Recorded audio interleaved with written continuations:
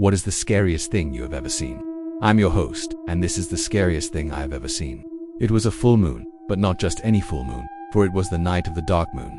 According to legend, the spirits of the damned wander the earth on this night, led by a great lord of darkness.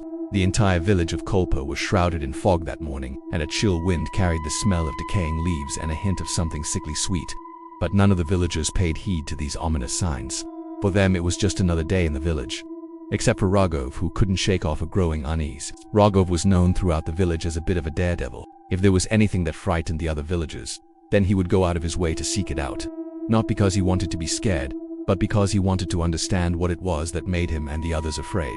This had gotten him into trouble many times before, but he always came out of it with some new knowledge, with something that he could share with the others so they too could understand and overcome their fears. So when the evening of the Dark Moon Festival arrived, and the elders warned everyone to stay indoors, to keep their doors bolted and their windows covered, he was already preparing himself for what was to come. For he knew that when the moon was dark and the shadows were long, the veil between our world and the next was at its thinnest, and so the stories of the spirits that roamed the earth on this night were most likely true.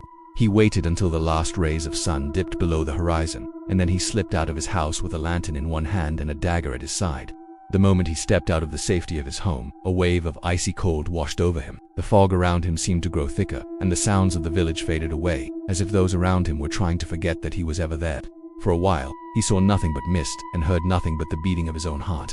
But then he began to hear the sound of bells, far off in the distance, yet clear enough to send a shiver down his spine. As he walked deeper into the forest, the trees seemed to grow darker, the branches gnarled and twisted, and the very air grew heavy, as if laden with the weight of countless unseen eyes upon him. And then he saw them.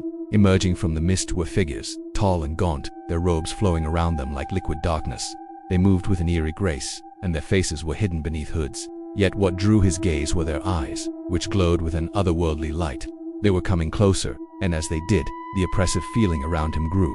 A sudden gust of wind extinguished his lantern, plunging him into total darkness.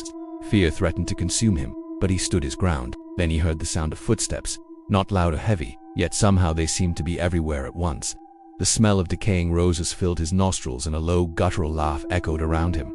And then he saw them again, as tall as any man, yet somehow more imposing, bearing a torch that burned with a strange, sickly blue flame. Each step they took seemed to shake the very foundations of the world. Raghav's blood ran cold. This was the procession of the Sheytan ki Barat, the devil's convoy, and at their head was a figure cloaked in darkness, its eyes burning like embers in the gloom. And now that he had seen them, he knew that he would never be truly safe again. He turned and fled, stumbling through the darkness, branches tearing at his clothes as he ran blindly for the safety of his home.